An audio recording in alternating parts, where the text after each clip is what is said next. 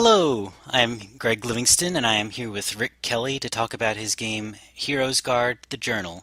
Rick, for anyone who's not familiar with the game, would you be able to give us a quick gist of what it's about?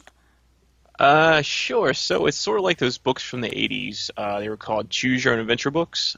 So for the most part, you're choosing your way through a story, but there are some role-playing elements as well. So you'll have a character sheet, and sometimes there's dice rolls involved with certain choices you make. But then the other thing that kind of really mixes it up is the combat portion. And so the combat portion is actually a card game you play because as you read through the story, you're actually kind of building up your deck because the magic that you learn, the weapons you pick up, and companions you meet all become cards in your deck to be used in combat. So it's sort of a mashup, a couple of different things: the Choose Your Adventure books, the tabletop role playing, and sort of a deck builder. Yeah. Honestly, going into it, I kind of expected that it would just be a card game with a story tacked onto it, but it's actually, they're much more integrated into each other than I would have expected. Oh yeah, yeah. Thanks. That was it. Actually started off as solely Choose Your Own Adventure story based, and then later on, I with a much more simplified combat portion. But I wanted a little more strategy to the combat, I guess. And I've always been a fan of deck builders and card games, and so that actually came second. So I guess that's partly why the story feels a little stronger versus being tacked on like some games. That's kind of funny. I guess I experienced it backwards, where I forget who it was. I think it was your brother demoed the card game with me at Gamescape, and so I got to play with the physical, nicely printed cards, and so I went into it purely as a card game. Yeah, the card game, the physical version actually just started off as just a way to get people to come to convention tables because if folks see you kind of like playing cards or rolling dice, they kind of wonder over like, hey, what is this thing, right? And then you can kind of show people the digital game. But folks have really enjoyed just the physical version of the game, so I've been slowly iterating it and making it more standalone and more complete over time. Nice. So the story gives players choices for how to solve problems, and some of these choices add to the player's skills, like you can add strength or charisma based on how you solve a problem. And some RPGs, like I was just playing Fallout, and when you boot up Fallout for the first time, you just click some notches and you set your charisma that way. But in Heroes Guard, there's no explicit way to set your skills, and instead you're playing through a story and gaining skills through these choices. So I wanted to compare those two examples and ask you what the story adds to that skill building process. I think for me, it was just giving the player a chance to really kind of get into their character and develop them more. I feel like they're more a part of it. Because all the stat points you're collecting, the whole time you're talking about your character's backstory. The intention was it helps to paint a more full picture of your character, but also helps you to visualize this world, right? Because as you're reading books, it's all about your imagination. And so it's just like those little tidbits that hopefully help to set the stage for your imagination, I guess. But and then of course tie into game mechanics because it's all about making it a game and making it fun. Right. So that when your character has 4 strength, you know why your character has 4 strength. Yes. Yep. Okay. And some of those choices will test player skills, like you'll have to roll a die, and it'll test your intelligence level, and it'll add them together and see if you pass whatever test. And I wanted to ask how you balance those tests. Like how do you know how hard to make it? Whew. So that was very tricky. I guess it was very many play tests. So I've been to probably 6 or 7 conventions now. Those are probably among the best is watching folks play and see how they struggle. Another one is beta tests online, and I collect the analytics from folks playing as well, so I can kind of see how often they're failing something or how often they're choosing a certain choice.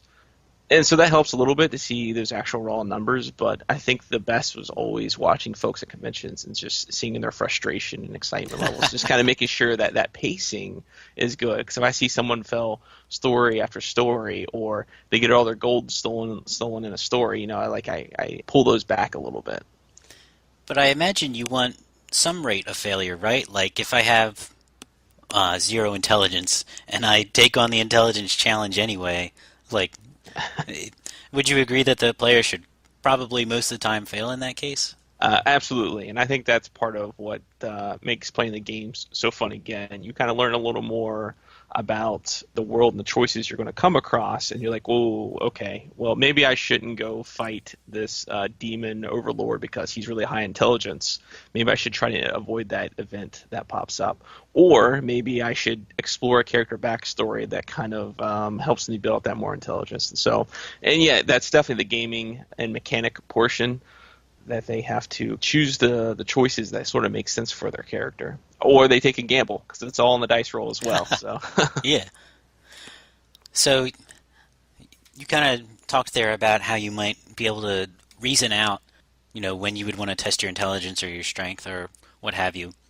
And it's worth noting that because none of the skill tests are explicitly labeled, it's almost a test of reading comprehension, where you'll have to read the story, look at the text, and say, what is this actually asking me in terms of my character skills? Was your intention there for it to be a test of the player's reasoning, or were you trying to make it as transparent as possible without being explicit? so that was definitely on purpose. The intention was to be a game within a game, I guess you would say.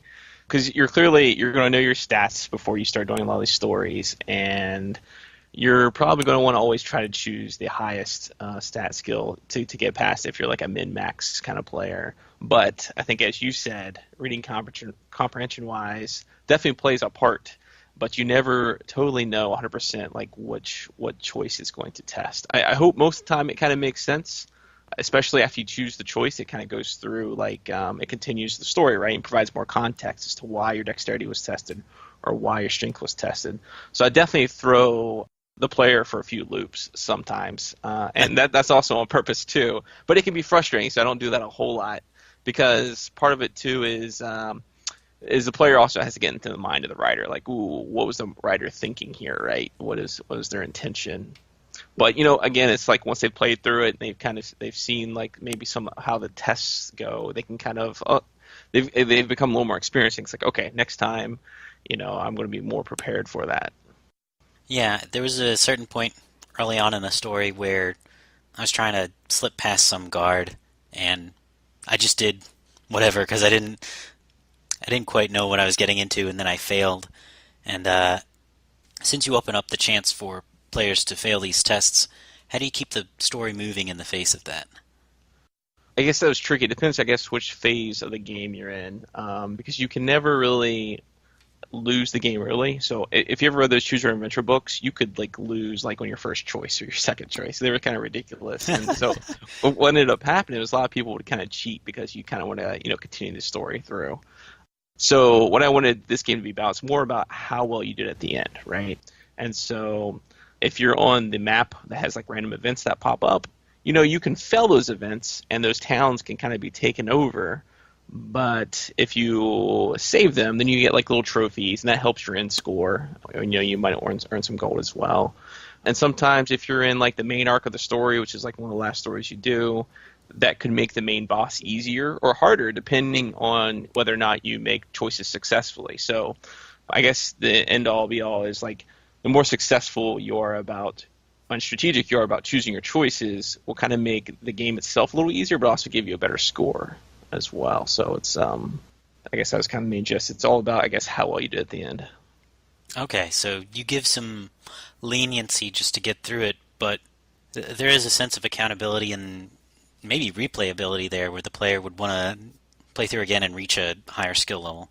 Yeah, yeah. There's definitely a score that you get, and there's a high score wall, and you also get a little conclusion story at the end for your character, like how did they transpire, like what happened to them once your journal is complete.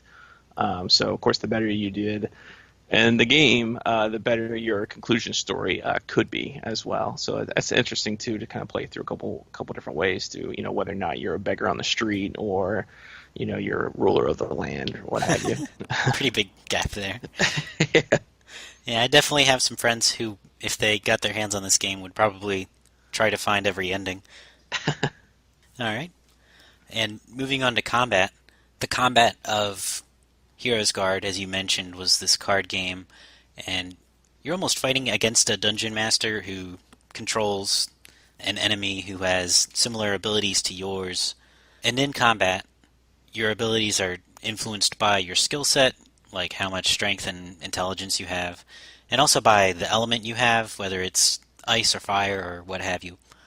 And there's a lot of different ways to build a character. You can have a character that's all strength, or you can have a character that's pretty balanced. And no matter what build you have, you can choose any of the four elements.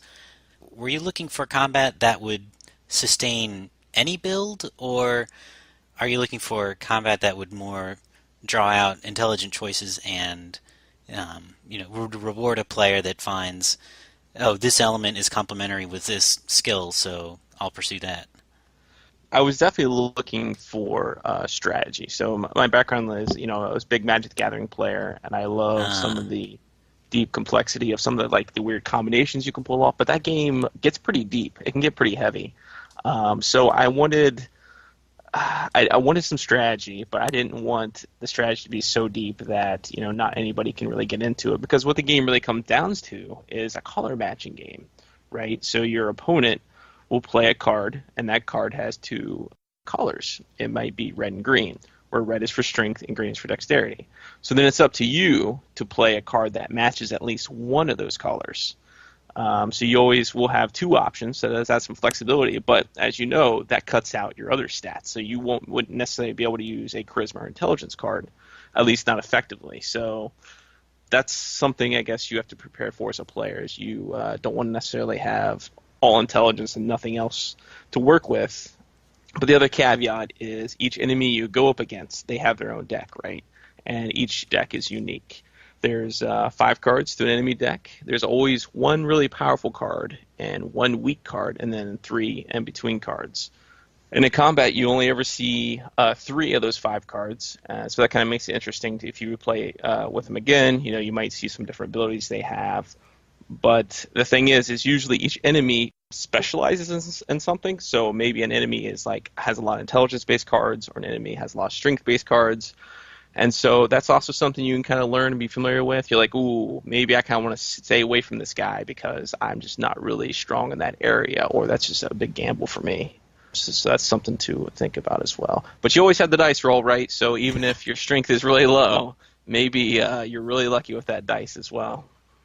It sounds like with the color match in particular, you try to keep matches dynamic, that even if you were particularly good in one area and particularly bad in another, you might have some advantage to pursue through those colors.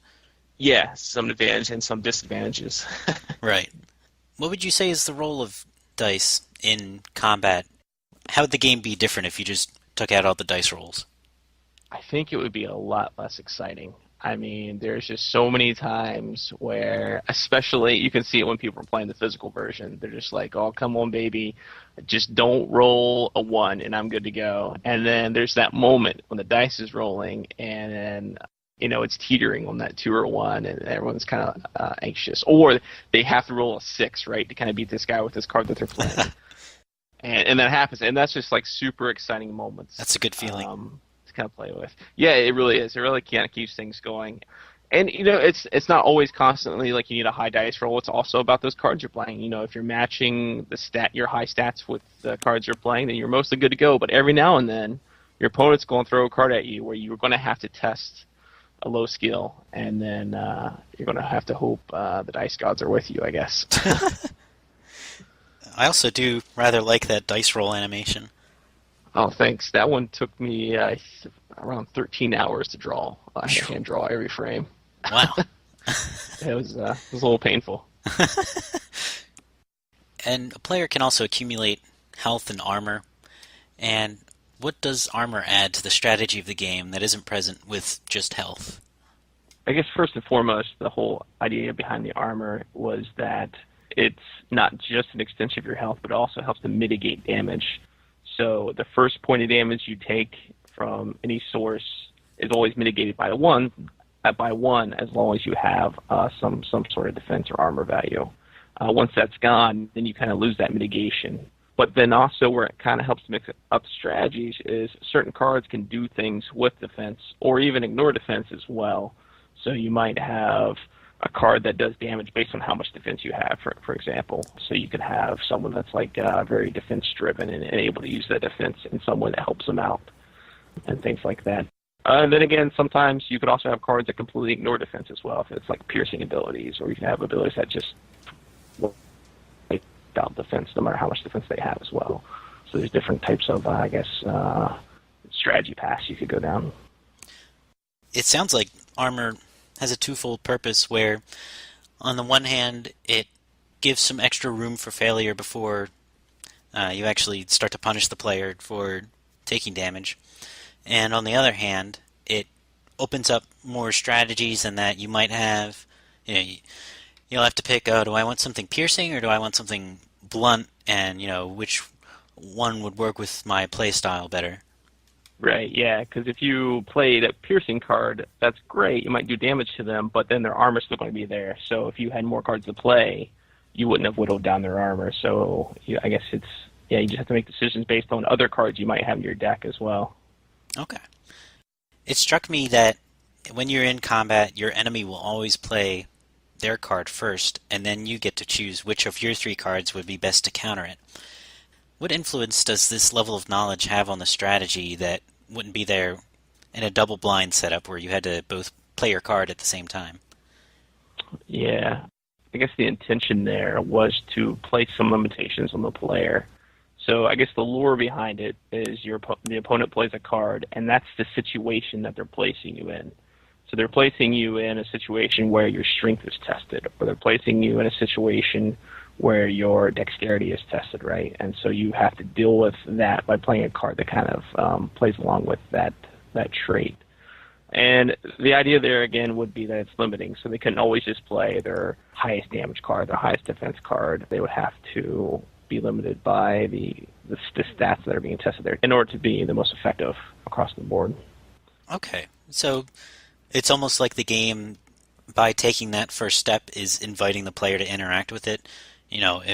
If the enemy plays a card that has strength and charisma attached to it, that invites the player to look over their cards, consider their options, and form their turn based on that, rather than just having to figure something out on their own. Right, yeah, and they could play a card that didn't match a color or stat, but if they were to win the dice roll, they wouldn't get to trigger some special ability on their card. They would just keep their opponent from triggering it. And so sometimes that's a good decision if you just really need defense, right, and you don't have a card that would match and give you defense. And so sometimes you have to make that decision to sort of throw away a card in order to make the longer play, I guess, make sense. Right. Would you say this means the player has perfect information, or do you think it's more complicated than that? You definitely have a lot of information, I guess. The thing that's kind of up for grabs is you don't necessarily know what card they're going to play next and what card you're going to get next. And each time you play a card, you're going to lose your hand. You're going to get a whole new hand, right? And so if you don't go and play a health card now that you think you need, or defense card now, you may not have a health or defense card later. So while you do have enough information about, what's the best decision I can make right now, you might also, it might be hard to guess what's the best decision over the next few playthroughs, if that makes any sense. Yeah, that you know an awful lot about this individual turn, but as a result of being a card game, you can't determine what your options will be next turn or what your enemy's options will be next turn. Right.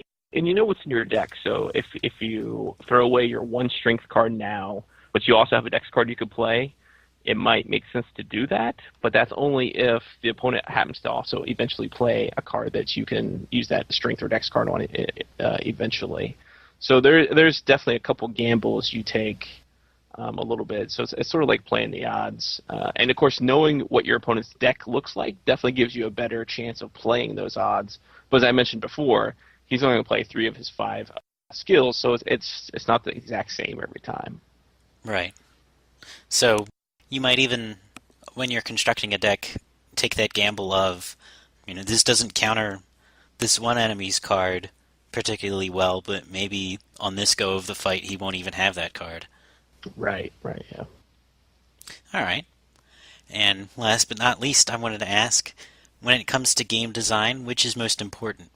The game itself, the intention of the developer, or the experience of the player? I would say it's definitely going to go with the last one, the experience of the player. The attention of the developer, I think, honestly, unfortunately, doesn't mean squat. Um, it just, I could say, well, I wanted it to kind of work this way, or I wanted you to understand this or that, but that's kind of, the worst way to do it. It's all about just watching them play, seeing what they experience, and just trying to react to that and take notes about that. If you see they're getting excited or they're anticipating the dice roll, or you see them cheer or curse under their breath, then I think you're doing something. Something is working out right. So, yep, definitely the last one there. So it sounds like your underlying goal there is to create a compelling experience. Yeah, I think that's really for any game is to create a compelling experience, and it all depends who your audience is as to what that compelling experience means to them, or what kind of compelling experience they're looking for, right? So Heroes Guard definitely is niche. It's not for everybody because it's so reading and story intensive, and the card game is like a short little mini game almost. So it is all about like the audience and what the players are looking for, what they want. Right. I'm used to RPGs where you can just mash A and scroll through all the text and just move on to the combat. Thank you for joining me. And is there anything you would like to add? Any websites you would like to share? Sure. Heroes Guard the Journal is available on iOS and Google Play now for phones and tablets. And you can find more information at my website under bytestudios.com, and Byte is BYTE. Yeah, Heroes Guard the Journal. Check it out and let me know what kind of stories you'd want added in the future. Nice. Thanks again. All right, thanks, Greg.